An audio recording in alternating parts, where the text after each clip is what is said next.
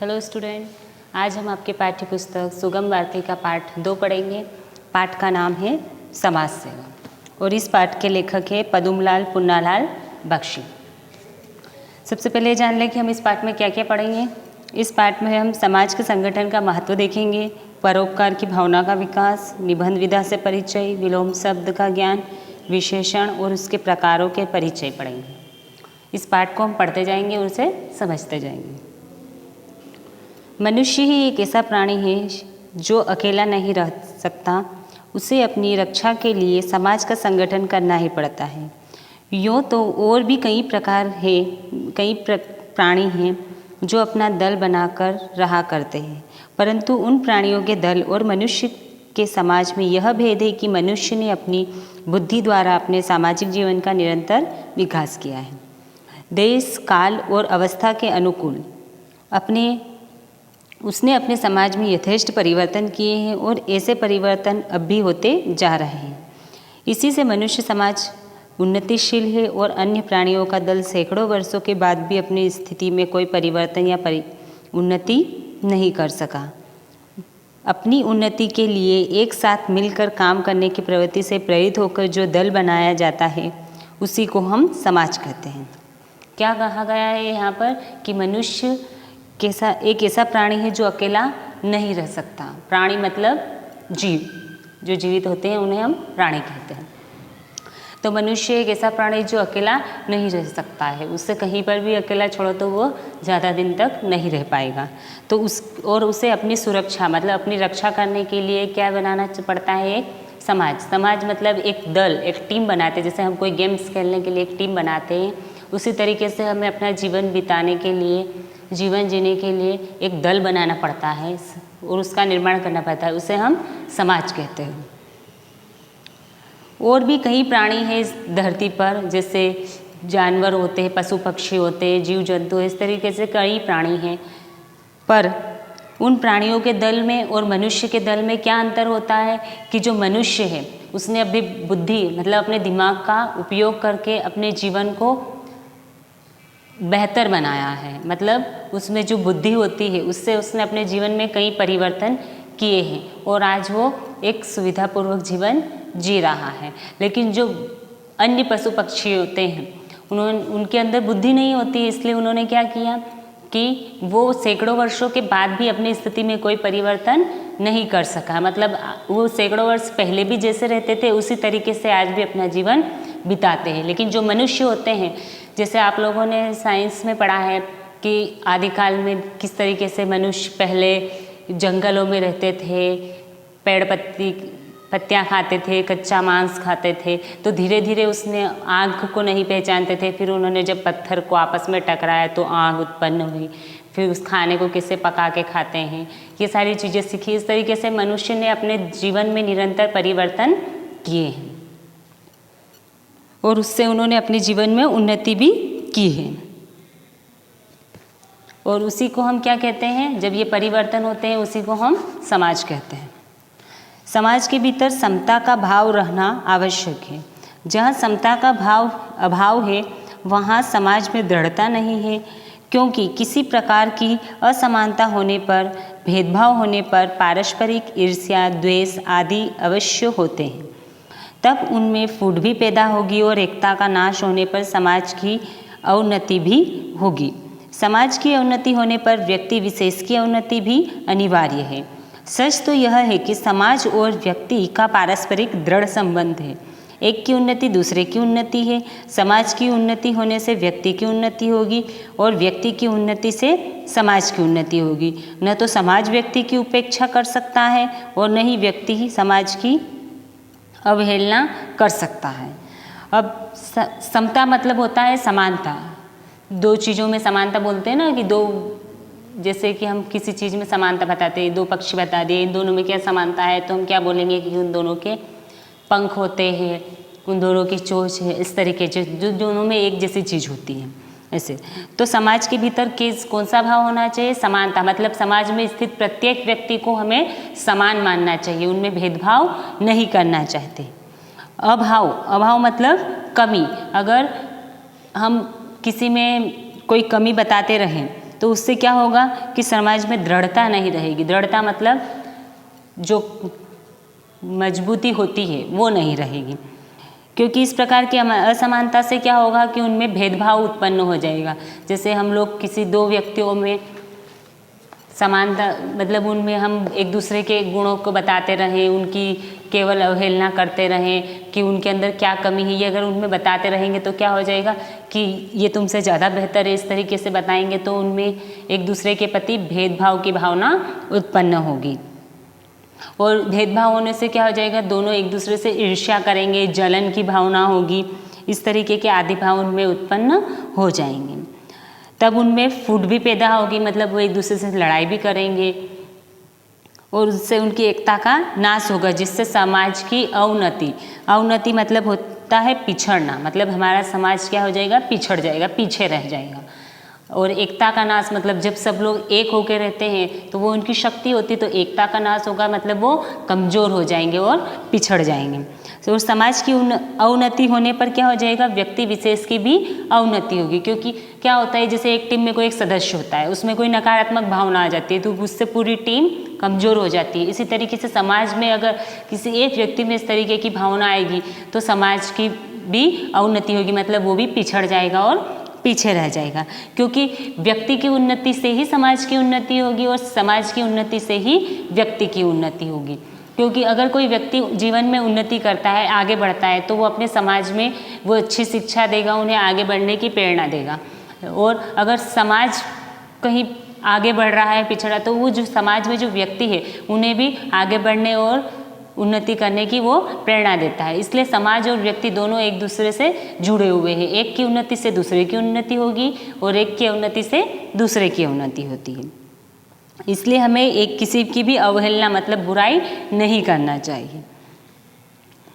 मनुष्यों में जैसे स्वार्थ बुद्धि होती है वैसी परार्थ बुद्धि भी होती है। मनुष्यों में हम जिन गुणों का विकास देखकर मुग्ध हो जाते हैं वे सभी गुण उस परार्थ बुद्धि द्वारा प्रकट होते हैं। दया, प्रेम, स्नेह, सहानुभूति, त्याग, सेवा आदि भाव एकमात्र परार्थ चिंता के कारण हमारे हृदयों में उत्पन्न होते हैं।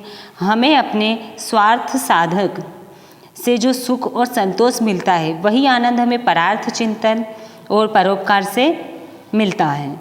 इस परार्थ चिंतन में मनुष्य का कल्याण है। इसीलिए यदि कहा जाए कि परार्थ चिंतन में उच्च कोटि की स्वार्थ चिंता की है तो यह सर्वथा उचित ही है। हमें अपने कल्याण के लिए, अपनी उन्नति के लिए, अपने सुख के लिए और दूसरों के सुख के लिए सुखकर कार्य करने पड़ते हैं। ऐसे ही कामों को हम सेवा कहते हैं। सेवा का अर्थ दूसरों का दुख दूर करना, दूसरों को सुख पहुंचाना है। क्या कहा गया है कि मनुष्य में जैसी स्वार्थ बुद्धि होती है वैसी परार्थ बुद्धि होती है। जो बुद्धि होती है वो कितने प्रकार की हो गई, दो। कौन कौन सी, स्वार्थ और परार्थ। स्वार्थ मतलब जो व्यक्ति अपने मतलब के लिए कोई अपने दिमाग का यूज़ करके अपना मतलब पूरा कर लेता है, अपना काम निकाल लेता है। जैसे किसी को व्यक्ति को कहोगे अपना काम होता है तो किसी जिससे वो बात नहीं करता है उससे भी बात करके अपना काम निकलवा लेता है, इस तरीके से।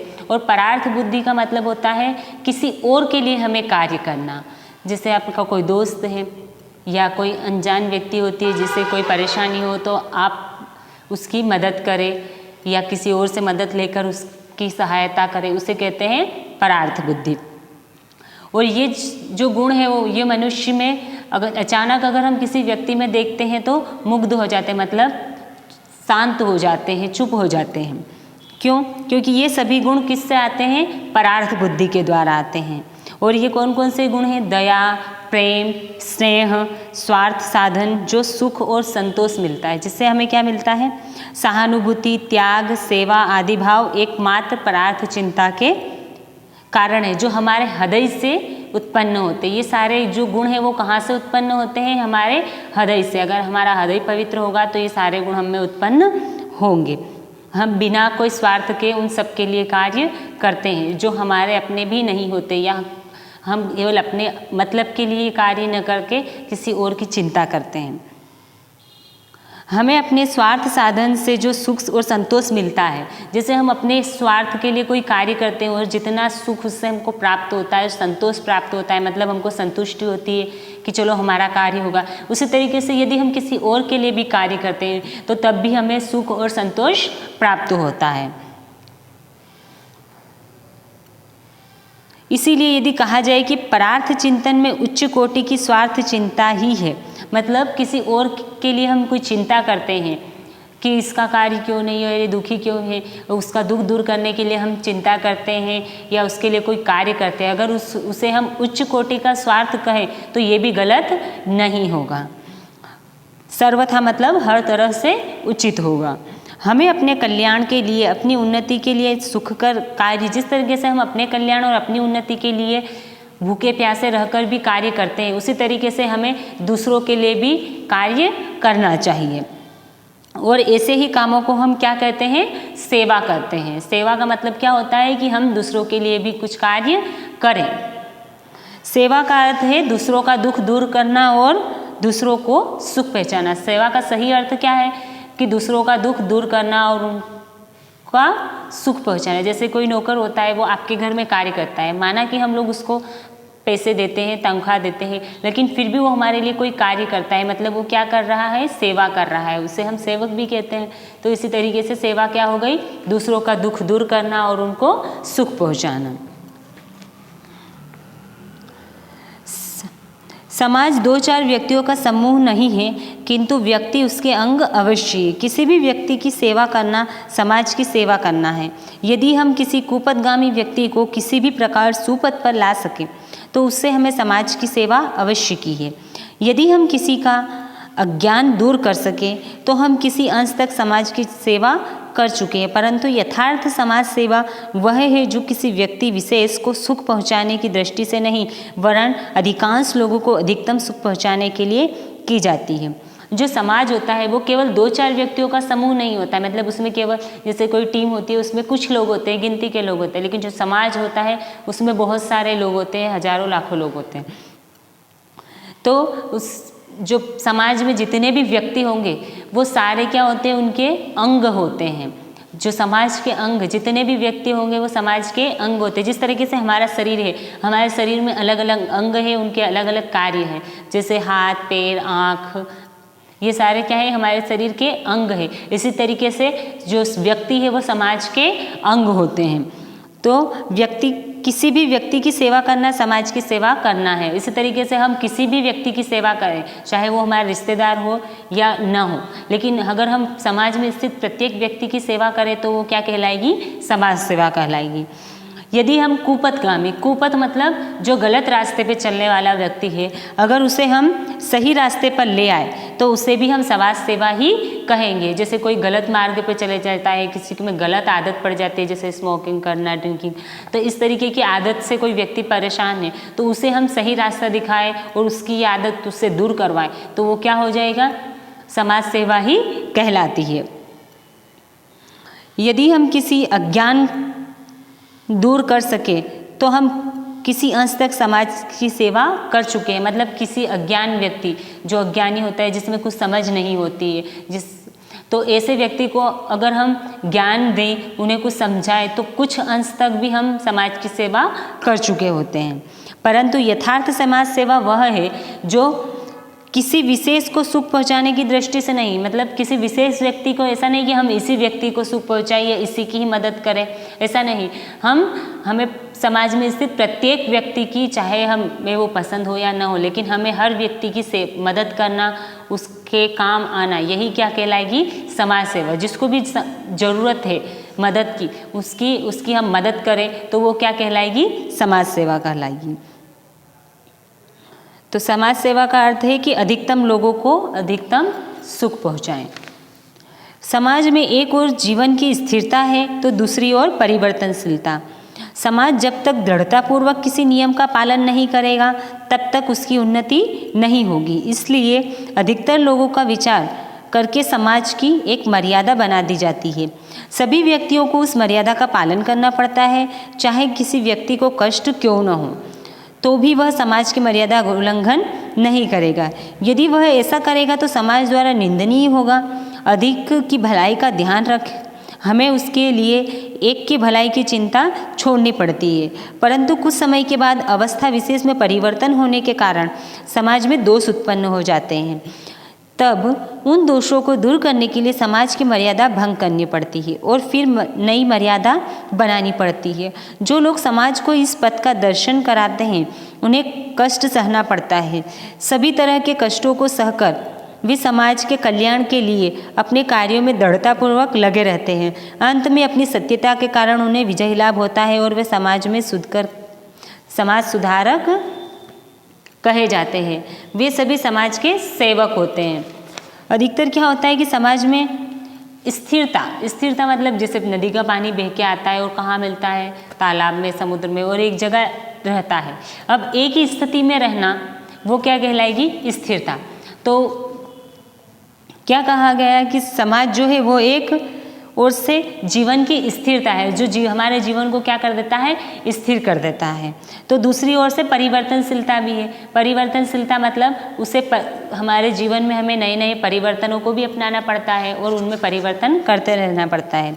तो समाज जब तक दृढ़तापूर्वक किसी नियम का पालन नहीं करेगा तब उसकी उन्नति नहीं होगी। क्या कहा गया है कि समाज को बनाए रखने के लिए उसमें कुछ नियम बनाए गए हैं, मर्यादा बनाए गए। मर्यादा मतलब एक लिमिट होती है, सीमा होती है, जिसका हमें पालन करना पड़ता है। चाहे हमें वो चीज़ पसंद हो या ना हो, लेकिन फिर भी हमें सभी लोगों को ध्यान में रखकर उस मर्यादा का पालन करना पड़ता है और उसके अनुसार ही कार्य करना पड़ता है। जैसे पुराने ज़माने में पहले के लोग क्या था, सती प्रथा थी वगैरह थी। तो उसमें क्या होता था कि पत्नी को पति जब मर जाता है तो उसके साथ ही जलाया जाता है। तो चाहे उसकी इच्छा हो या ना हो, उससे वो समाज की जो मर्यादा है उसका पालन करना पड़ता था। अब कि सभी व्यक्तियों को ध्यान में रखकर उन लोगों ने मर्यादा बनाई थी, लेकिन उसको पसंद न होते हुए उसे उसका पालन करना पड़ा।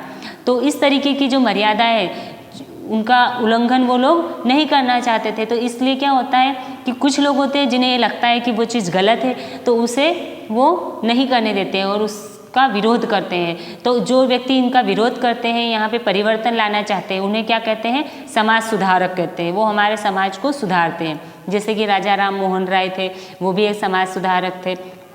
इस तरीके से कई समाज सुधारक हैं जिन्होंने हमारे समाज में धीरे धीरे कई पुराने विचारधाराओं में परिवर्तन किए, पुराने रीति रिवाजों में परिवर्तन करे कि आज हमें एक अच्छा जीवन प्रदान किया है। और उन्हें इस तरीके से परिवर्तन करने में कई प्रकार के कष्ट सहने पड़ते हैं। लोग उनकी निंदा भी करते हैं। तो इस तरीके से वो कई प्रकार के कष्ट सहन करते हुए समाज की सेवा करते हैं। समाज में समता का भाव होने पर भी सर्वत्र विषमता ही देखी जाती है। समाज में दीनों और दुखियों का अभाव नहीं रहता।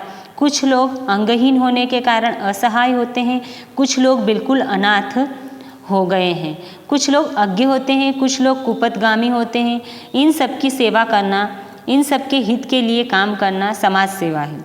इस देश के समाज में आजकल गरीबों के उत्थान की जो चेष्टा की जा रही है, यह समाज सेवा है। उसी प्रकार नारियों की दुर्वस्था दूर करने के लिए या कुष्ठ और रोगग्रस्त लोगों की यातना दूर करने के लिए चेष्टाएं की जा रही हैं। ये सभी समाज की सेवाएं हैं। देश के सभी सक्षम युवकों का यह कर्तव्य है कि वे ऐसी सेवाओं में भाग लें जिससे समाज की उन्नति होगी। साथ ही साथ इन लोगों में उच्च गुणों का विकास होगा। इसलिए हमारे शास्त्रों में कहा गया है कि पर सेवा से बढ़कर कोई सेवा नहीं। जिसे मैंने आपको पहले बताया था कि समाज में समता का भाव होने पर ही सर्वत्र विषमता ही देखी गई है। समता मतलब समानता होने पर भी वहाँ पे कई जगह हमें विषमता मतलब लोगों में अलग अलग गुण देखे गए। तो समाज में दीन मतलब गरीब और दुखी लोगों की कमी नहीं है। कुछ लोग कैसे हैं? अंगहीन है, मतलब अपंग है, किसी का हाथ नहीं है, किसी के पैर नहीं है, किसी की आंखें नहीं है। तो इसके कारण वो असहाय होते हैं, कुछ कार्य नहीं कर सकते हैं। और कुछ लोग बिल्कुल अनाथ होते हैं। अनाथ मतलब जिनके माता पिता नहीं हों। तो कुछ लोग बिल्कुल अनाथ होते हैं। कुछ लोग अज्ञ होते हैं। अज्ञ मतलब मूर्ख, जो जिनका दिमाग कमज़ोर होता है, पागल होते हैं जिनको बोलते हैं, ऐसे मूर्ख होते हैं। तो कुछ लोग कुपथगामी मतलब जो गलत राह पर चलते हैं, गलत संगति में पड़ जाते हैं। तो इन सब की सेवा करना, मतलब इस तरीके से जो लोग होते हैं उन सब की सेवा करना, उनकी मदद करना, इन सब के हित के लिए कार्य करना क्या है? समाज सेवा है। आजकल बहुत सारे समाज सेवा के कार्य बनाए गए हैं महिलाओं के लिए, बच्चों के लिए। तो इस तरीके की जो सेवाएं होती है वो सब क्या कहलाती है? समाज सेवा कहलाती है। तो इस देश में, समाज में आजकल गरीबों के उत्थान के लिए संस्थान बनाए गए हैं। तो उनके उत्थान के लिए चेष्टा मतलब कोशिश की जा रही है। और नारियों की दुरावस्था मतलब उनकी जो बुरी हालत होती है, जैसे दहेज प्रथा के लिए उनको प्रताड़ित किया जाता है, उन्हें जिस तरीके की भी तकलीफ दी जाती है, उन सब से उनको छुटकारा दिलाने के लिए भी योजनाएं चलाई जा रही, मतलब समाज सेवा की जा रही है।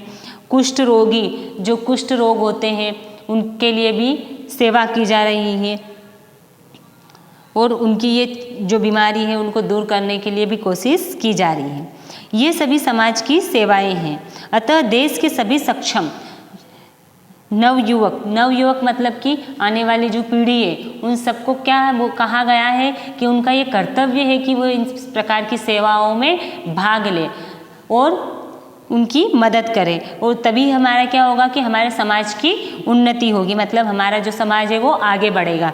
और साथ ही साथ क्या होगा कि जो लोग हैं उनमें भी उच्च गुणों का विकास होगा। वो अगर हमें कोई अच्छा कार्य करते हुए देखेगा तो वो लोग भी उस कार्य को करने के लिए आगे बढ़ेंगे। इसीलिए हमारे शास्त्रों में भी कहा गया है, मतलब जो हमारे शास्त्र होते हैं, जो धार्मिक पुस्तकें होती हैं, उनमें भी क्या कहा गया है कि पर सेवा से बढ़कर कोई सेवा नहीं है। मतलब हमें लोगों की सेवा करनी चाहिए और उससे बढ़कर कोई भी सेवा नहीं है। अब इस पाठ में हमने क्या पढ़ा है कि विशेषण भी होते हैं, कहा था। तो विशेषण क्या होते हैं? जैसे संज्ञा, सर्वनाम। संज्ञा किसे कहते हैं? किसी व्यक्ति, वस्तु, स्थान के नाम को संज्ञा कहते हैं। तो जो शब्द किसी संज्ञा से या सर्वनाम की विशेषता बताता है, मतलब उसके रंग रूप के बारे में बताएगा, उसकी आकृति के बारे में बताएगा, उसकी अवस्था के बारे में बताएगा, उसकी संख्या बताएगा, उसका माप बताएगा, तो ये सब क्या बताते हैं? उसकी विशेषता बताएंगे कि वो किस तरीके के हैं। तो वो क्या कहलाएंगे? विशेषण कहलाएंगे। तो और विशेषण कितने प्रकार के हैं? तो विशेषण 4 प्रकार के हैं। आपकी बुक में भी है, परिमाणवाचक विशेषण, संख्यावाचक, गुणवाचक विशेषण, संख्यावाचक विशेषण और संकेतवाचक विशेषण। तो गुणवाचक विशेषण में क्या हो जाएगा? वो उसके गुण बताएगा, मतलब उसकी रंग, रूप, अवस्था, दशा, इन सब के बारे में बताएगा। तो उसे क्या कहेंगे? गुणवाचक विशेषण। जैसे गुलाब का फूल बहुत सुंदर है, तो सुंदर क्या हो गया? उसकी विशेषता हो गई। और बोर्ड का रंग हरा है, तो हरा क्या होगा? उसकी विशेषता कि इसका रंग कैसा है? हरा है। परिमाणवाचक विशेषण, तो जिस संज्ञा सर्वनाम की हम माप या तोल के बारे में बात करेंगे, उसका वेट बताते हैं, तो वो क्या हो जाएगा? परिमाणवाचक विशेषण।